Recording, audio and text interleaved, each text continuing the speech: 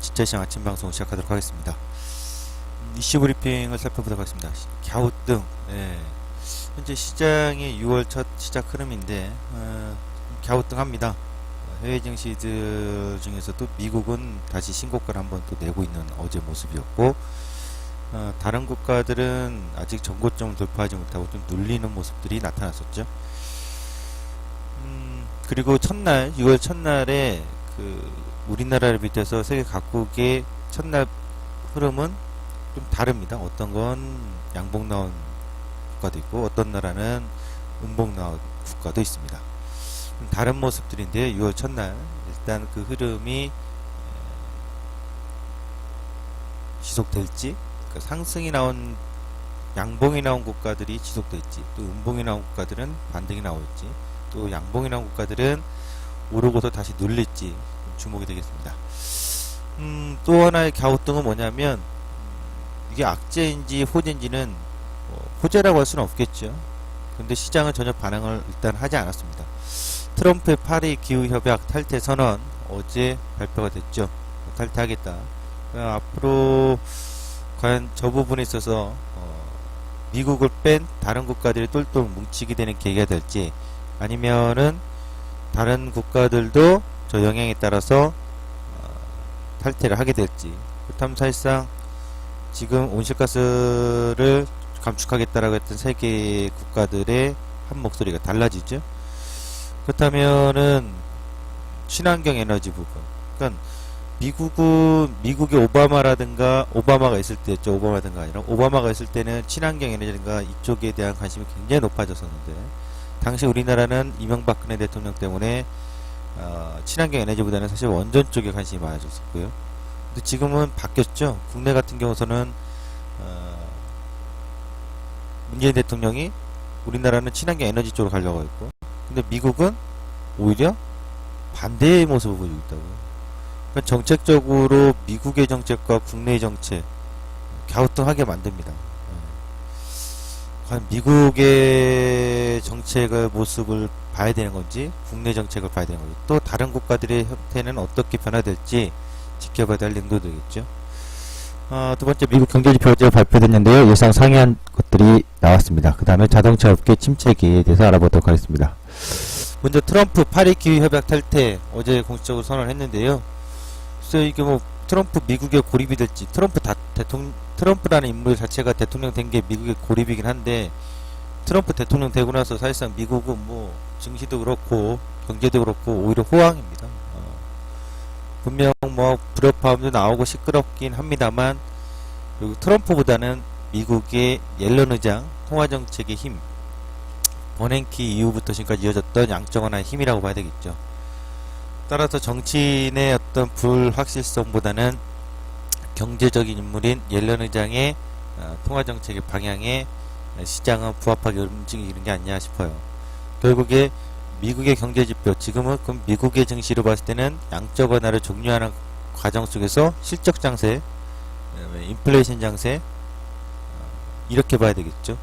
분명 우리 증시는 그동안에 박스를 보셨습니다만 미국은 자산시장이 상승하는 장세였죠. 어떻게 보면 미국이 대세상승장이고요. 우리나라는 대세상승장 속에서 사실상 대세상승의 모습을 못 보여주고 계속 박스의 모습을 보여줬는데, 일단은 버냉키가 시작했던 양적 완화의 힘에 있어서 지금까지 올라오고 있다, 이렇게 봐야 되겠습니다. 그래서 트럼프의 파리 기후 협약 탈퇴 부분은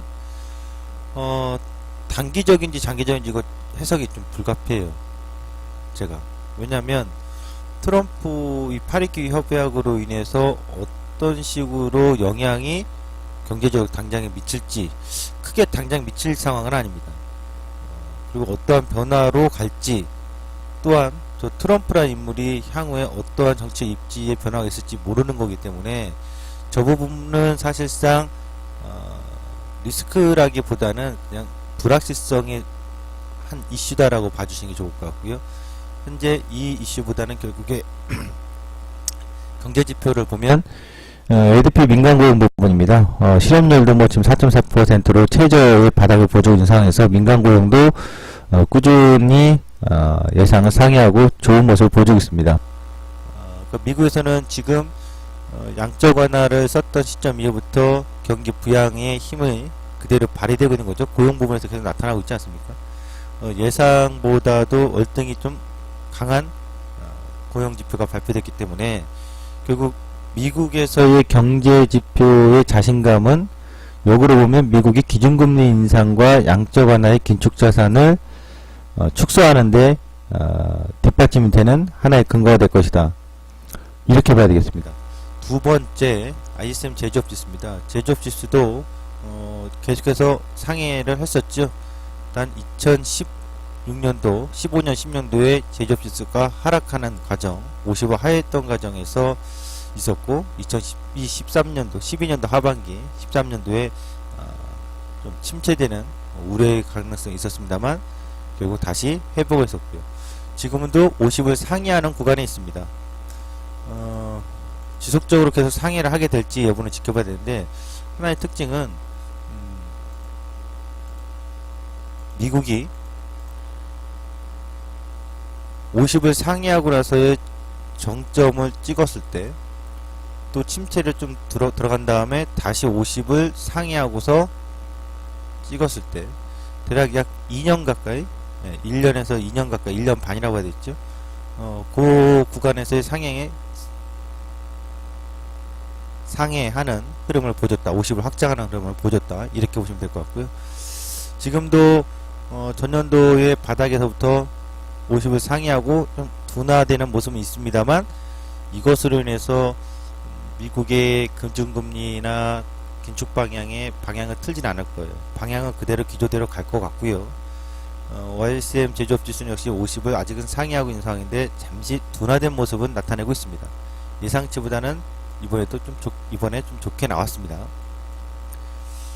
그래서 이런 지표들로 보면은 역시 그 미국의 옐런 의장, 다시 말해서 FOMC 의장의 정책이 전 세계 글로벌 중심이 경제적인 어떤 흐름에 주목을 하는 상황이다. 그게 기준이 되는 것 같다. 이렇게 보셔야 될 것 같습니다. 요 하나 이제 미국 증시 약간 보면서 말씀드리면, 다음으로 보죠. 그럼 미국은 기준금리 인상하는 시기에 과거부터 얘기했습니다만 대바닥을 만들고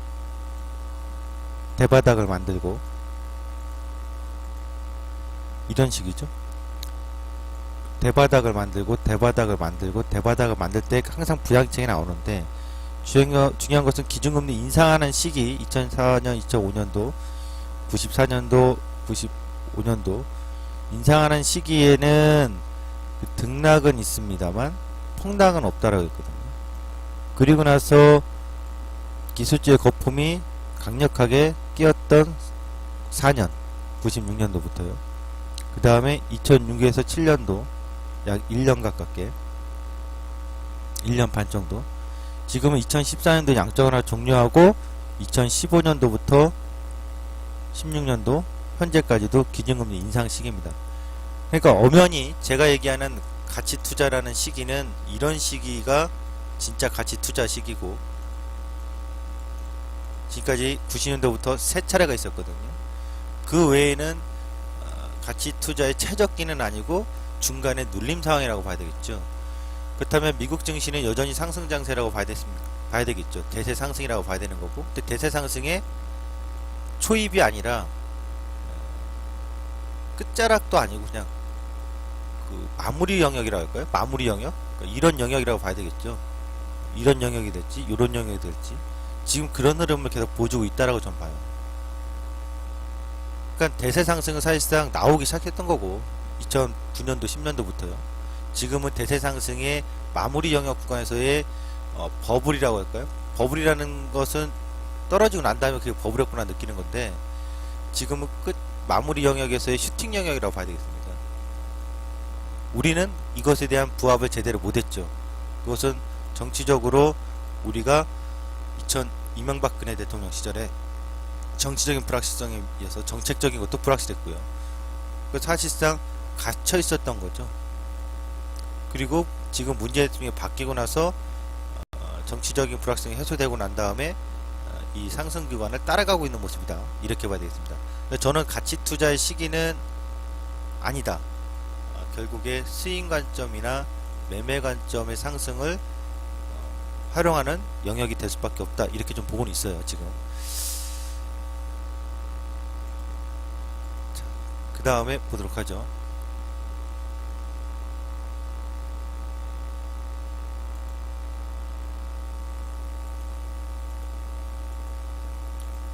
어제 이제 지표들이 그렇게 좋게 발표되면서 미국 증시 상승을 좀 더 끌어올린 모습이 됐습니다.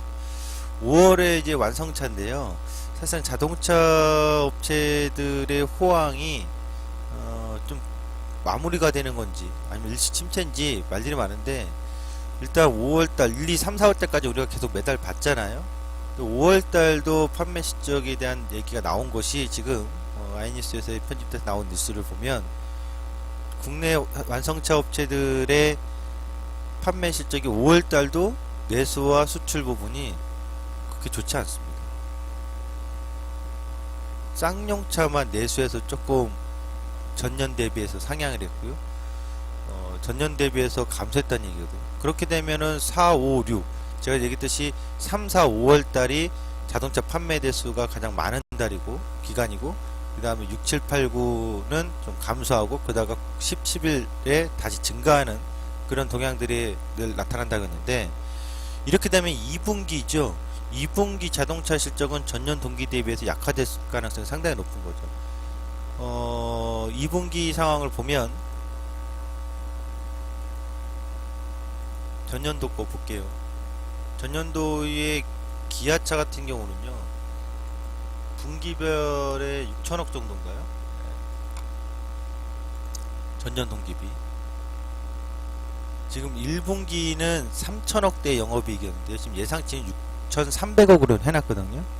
근데 지금 저런 감소를 4, 5월 달에 보여줬다고 한다면 전년도 동기비 7,700억인데 한참 못 미칠 거라고 봐요. 그래서 사실상 지금 2017년도 2분기가 6,300억으로 나오고 있습니다만 이거에도 못 미치지 않을까? 네. 그 다음에 현대차입니다. 현대차도 분기 실적 보면은 1분기가 1조 2천억이었는데요. 전년 동기비가 2분기 때가 1조 7천억입니다. 2분기 예상치는 1조 5천억인데요.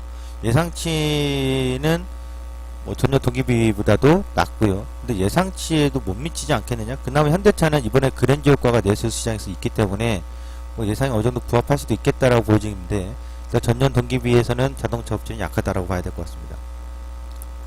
자동차 업체들의 이 약세는 꼭 현대 기아차만의 문제냐? 꼭 그렇지는 않습니다. 제가 봤을 때는 현대 기아차만의 문제가 아니라 전 세계 시장에서의 자동차 판매가 감소하고 있기 때문이라고 좀 봐요. 미국 북미 시장만 먼저 보더라도 지난번에 중국 시장에서도 로컬 업체들의 성장 때문에 국산차 같은 경우 많이 밀리고 있다라고 했잖아요. 미국 자동차 시장이 이게 평균적으로 1,700만 대예요. 연간 판매 대수가. 그런데 1,700만 대인데 지금 올해 들어와서 급감을 하고 있어요. 뭐 여러분들이 자동차 국내에서도 이런 것들이 많이 보셨을 겁니다. 할부 유예, 뭐뭐 유예, 외제차를 한 달에 뭐 30만원으로 탈 수 있는 기회, 뭐 이런 식으로 홍보해서 마케팅을 했었잖아요. 그 부분도 우리나라도 향후에 우려가 됩니다. 왜냐하면 신용평점이 낮은 사람들이 일단 타고 나서 배째라는 아닙니다만 그런 사람들도 있거든요. 그러니까 자동차 대출이 과거하고 다른 형태의 마케팅으로 많이 활용이 됐었죠. 또 저금리 상황에서 무이자 대출도 많았었고요. 그런 힘에 뒷받침돼서 자동차 판매수가 계속해서 미국 시장도 회복을 하는 단계였는데, 사실상 미국의 양적 완화 종료하고 기준금리 올린 시점부터는 1800만 대를 넘어서지 못하고 감소하는 국면이에요. 당분간이 아니라 미국이 긴축하는 과정 속에서는 미국의 자동차 판매 대수는 계속 증가하지 않을 거라고 봐요.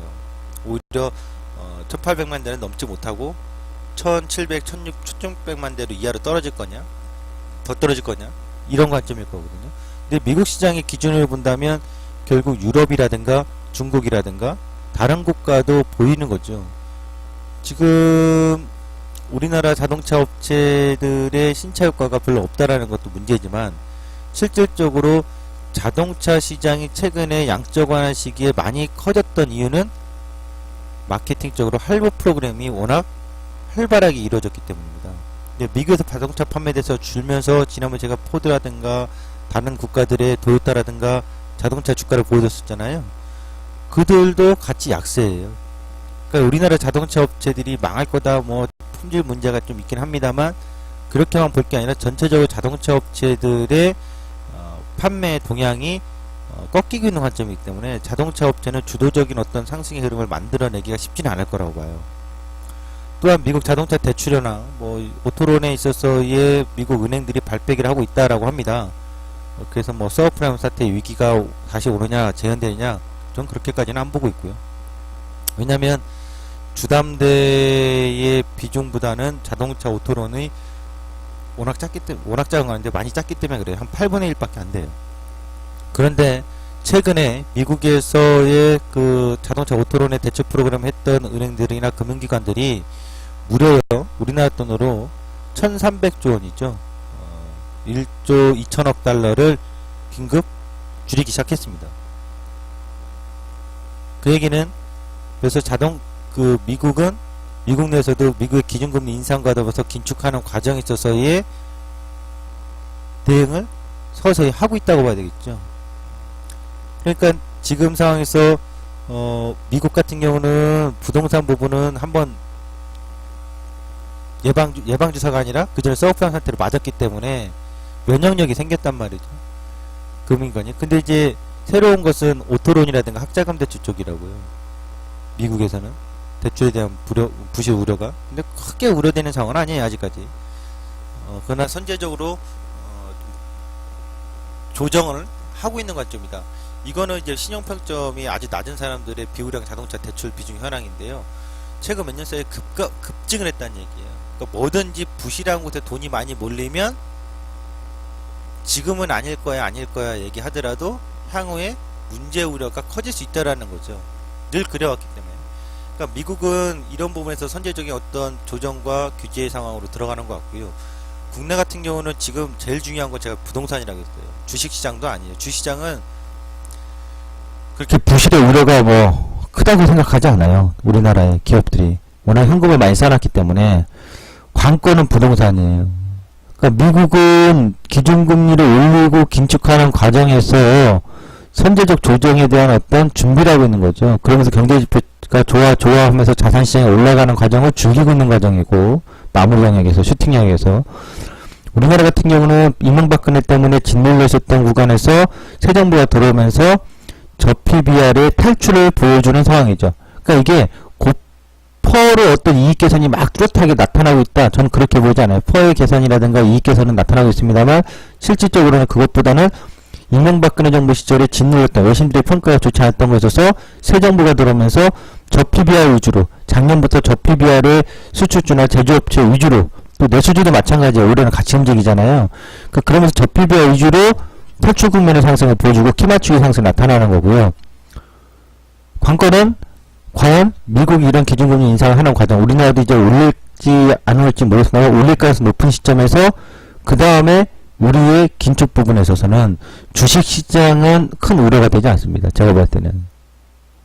그런데 부동산이죠. 부동산의 우려가 나타나기 때문에 어느 정도의 폭으로 나타날 건지, 완만하게 연착륙되는 과정으로 나타날지, 아니면 급감하는 모습이 나타날지, 이게 중요하다고 봐요. 전 세계적으로 한 번씩 미국의 양적 완화에 의해서 부양됐다가 양적 완화가 줄이는, 긴축이 되는, 기준금리 인하에서 부양하는 시기에서 긴축이 되는 과정에서는 어떤 국가든 부실한 국가는 꼭 그것이 별별 변수로 리스크가 확대됐었거든요. 과거에 우리는 외환이 부실했기 때문에 외환 위기가 왔던 거고, 중남미도 마찬가지였던 거고요.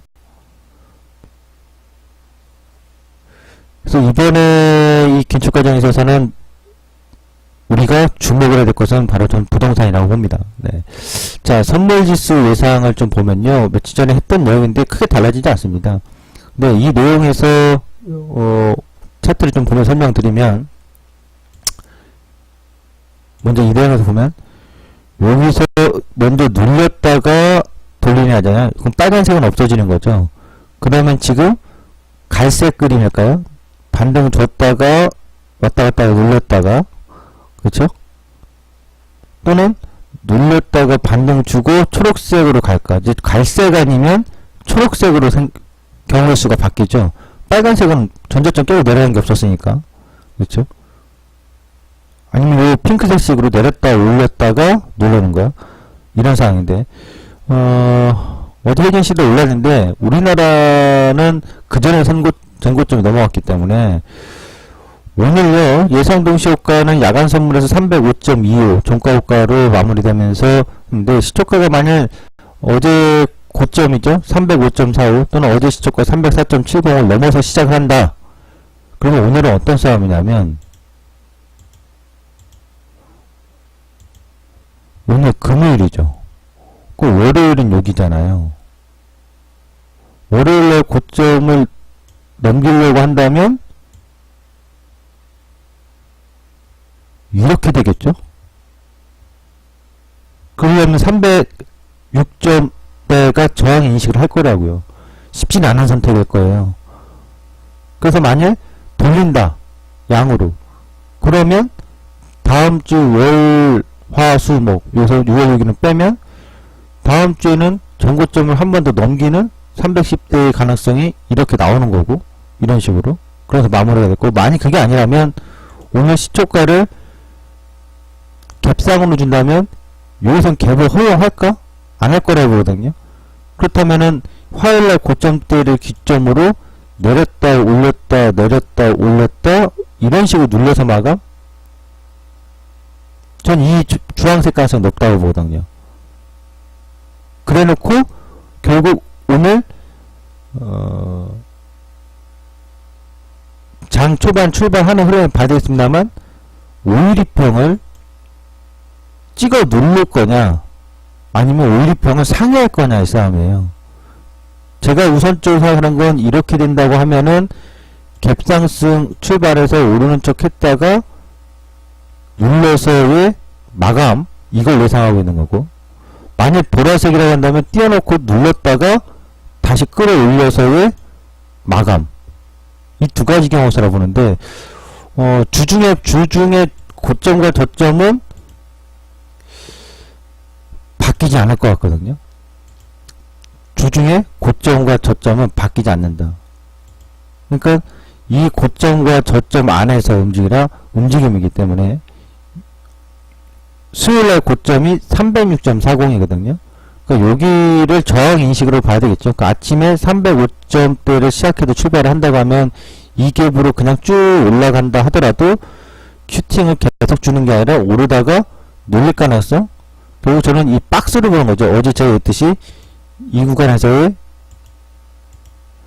1차 하락마디 반등 그리고 사실상 여기서의 박스 과정 306대에서 303대 그래서 오늘도 이 박스 과정 안에 있다라고 봐요. 시초가가 떠서 시작하든 뭐하든 이 안에서의 박스 과정이 있을 것이고 그러면서 주봉상 일단 음의 모습으로 마감이 될 가능성. 또 하나 현물로 보면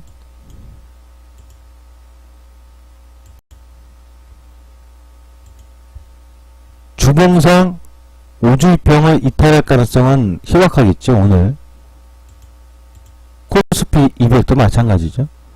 그렇다면은 끌어올린다고 했을 때 지난주의 종가 상황이 306.96이라 307이죠. 거기를 저항으로 인식한다고 봐야 되겠죠. 코스피도 마찬가지예요. 지난주의 종가가 2355라 그 자리가 저항 역할로 인식을 할 가능성이 높다. 이렇게 봐야 되겠죠.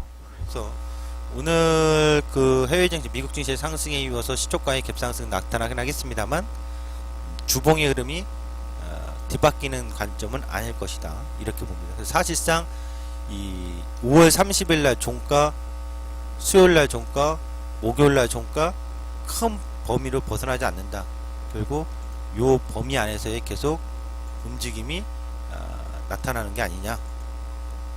월요일 날 종가에서부터 이런 식의 나흘간의 박스 과정을 예상을 해봅니다. 오늘까지요. 오늘 종가도 저 범위 안에서 크게 벗어나진 않을 것 같아요. 시초가가 뜨든 뭐 하더라도. 자, 아침 진짜 시장 브리핑 여기까지 마치도록 하겠습니다.